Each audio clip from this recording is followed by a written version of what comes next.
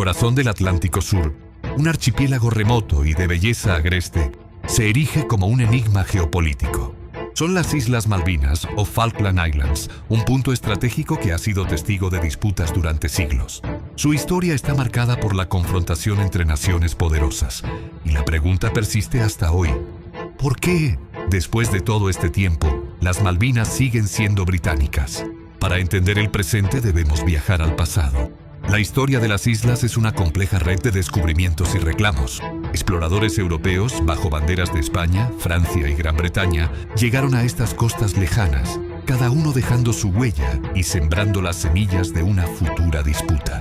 A lo largo de los siglos XVIII y XIX, el control sobre el archipiélago cambió de manos en múltiples ocasiones, reflejando las cambiantes alianzas y ambiciones imperiales en el escenario mundial. Cada potencia buscaba asegurar este enclave por su valor estratégico en las rutas marítimas del sur. El punto de inflexión llegó en 1982. En un intento por reafirmar su soberanía, Argentina lanzó una invasión militar que desencadenó un conflicto armado, breve pero intenso, contra el Reino Unido. Las imágenes de la guerra dieron la vuelta al mundo, marcando un antes y un después en la historia de ambas naciones. La victoria británica consolidó su control sobre el territorio, un resultado que ha definido la situación política de las islas hasta la actualidad. Hoy, la vida en las Malvinas continúa bajo la bandera británica, un legado duradero de siglos de historia y del conflicto de 1982. Las consecuencias de esa guerra todavía resuenan en Argentina y el Reino Unido, manteniendo viva una herida que se niega a cerrar. La historia completa, con sus héroes, batallas y complejas negociaciones diplomáticas, es una saga que merece ser contada. Descubre la historia completa en esta serie. En un rincón remoto del Atlántico Sur, envueltas en brumas y misterio, yacen unas islas cuyo descubrimiento es tan disputado como su soberanía. Mapas antiguos las esbozan con nombres cambiantes, testigos silenciosos de los primeros avistamientos por exploradores europeos. Navegantes ingleses, holandeses y españoles afirmaron haberlas visto primero, pero la ambigüedad de sus registros deja una pregunta flotando en el tiempo. ¿Quién fue realmente el primero en poner sus ojos sobre las Malvinas? Este archipiélago se convirtió pronto en un tablero de ajedrez geopolítico. España estableció una presencia firme, fundando Puerto Soledad y administrando las islas como parte del Virreinato del Río de la Plata, consolidando su dominio colonial. Hubo un breve interludio británico, un intento de asentamiento que finalmente fue abandonado, devolviendo el control a manos españolas. Tras su independencia, la joven nación argentina se proclamó heredera natural de los territorios españoles, izando su bandera y estableciendo una comandancia en las islas. Sin embargo, este capítulo se cerró abruptamente en 1833, cuando una fuerza naval británica regresó para reafirmar su soberanía, expulsando a las autoridades argentinas e iniciando una ocupación que perdura hasta hoy. Así se sembraron las semillas de un conflicto que marcaría la historia. Por un lado, una población británica que echó raíces y desarrolló las islas bajo la administración del Reino Unido. Por otro, el reclamo argentino, que considera la presencia británica una usurpación y una herida abierta en su integridad territorial. La perspectiva de una soberanía continua chocaba frontalmente con la de una ocupación ilegítima. Esta tensión histórica latente plantea una pregunta inevitable. ¿Cómo este choque histórico escaló hasta el conflicto armado? Serie Marandro 125. Imágenes de archivo de diplomáticos argentinos y británicos. Animación de mapas mostrando las distancias. A miles de kilómetros de Londres y a solo unos cientos de Buenos Aires, un archipiélago se convertía en el epicentro de una tensión que llevaba décadas gestándose. Durante los años 60 y 70, las Islas Malvinas fueron objeto de intensas negociaciones diplomáticas. Resoluciones de las Naciones Unidas instaban al diálogo, pero cada intento parecía terminar en un punto muerto, reforzando la sensación de que la soberanía era una herida abierta en el Atlántico Sur. Argentina las reclamaba como propias, mientras que el Reino Unido defendía el derecho de los isleños a decidir su futuro. 26 clips de noticieros sobre la dictadura argentina y la situación en el Reino Unido. A principios de los 80, la tormenta perfecta comenzó a formarse. En Argentina, una dictadura militar enfrentaba una crisis económica y un profundo descontento social. El nacionalismo exacerbado parecía la única salida para unir al país, y las Malvinas eran el símbolo perfecto.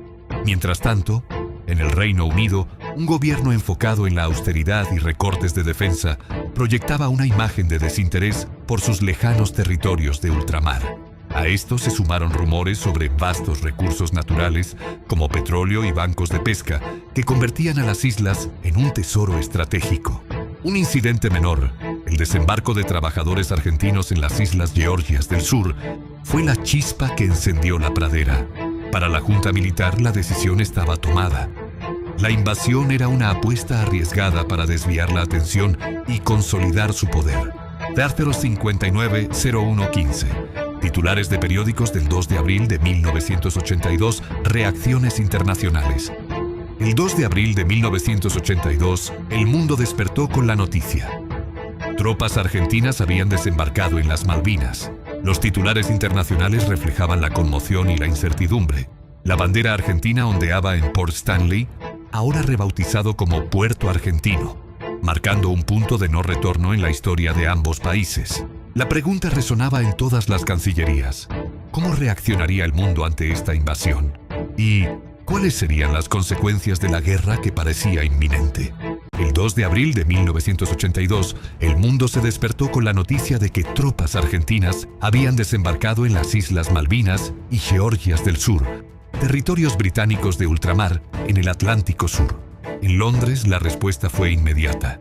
La primera ministra Margaret Thatcher, con una determinación férrea, anunció ante el Parlamento la formación de una masiva fuerza naval, la Task Force. Así comenzó uno de los conflictos más insólitos del siglo XX. Mapas animados nos muestran la increíble odisea de más de 100 barcos británicos, recorriendo 13.000 kilómetros para reclamar las islas, iniciando una guerra a miles de kilómetros de caza. La batalla por las Malvinas se libró tanto en el mar como en tierra. Los cielos sobre el Atlántico Sur se convirtieron en un escenario de feroces combates aéreos, mientras los ataques con misiles Exocet argentinos y las acciones de los submarinos británicos cambiaban el curso de la guerra naval.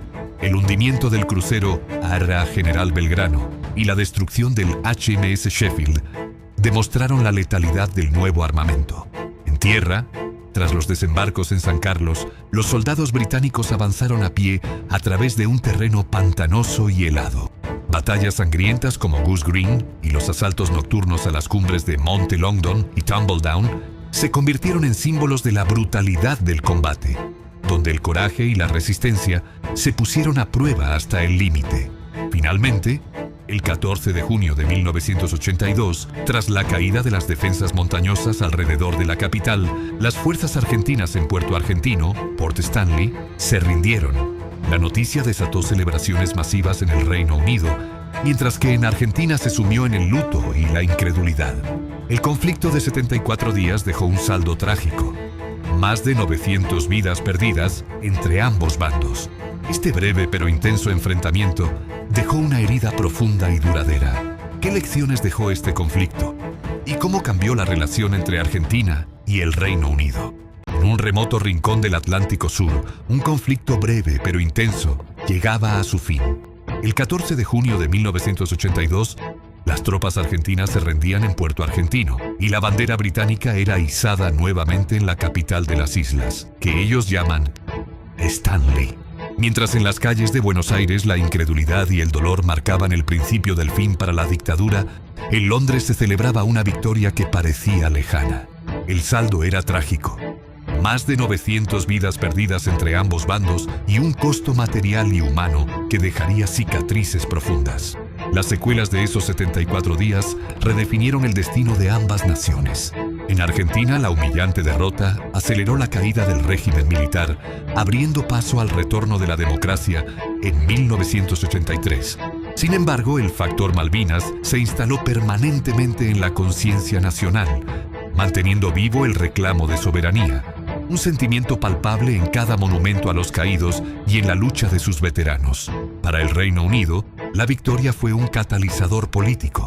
Reforzó el liderazgo de Margaret Thatcher y avivó un renovado orgullo nacional, demostrando que su capacidad militar seguía siendo una fuerza a tener en cuenta en el escenario global. Mientras tanto, la vida en las Islas Falkland se transformó.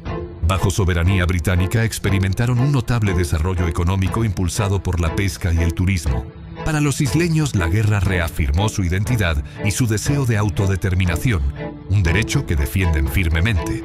La fuerte presencia militar británica se convirtió en parte de su paisaje cotidiano, un recordatorio constante de la disputa latente. A más de 4 décadas de distancia, el conflicto no ha sido olvidado. A pesar de los esfuerzos diplomáticos, tensiones como la explotación de recursos naturales y las restricciones de vuelos mantienen la herida abierta.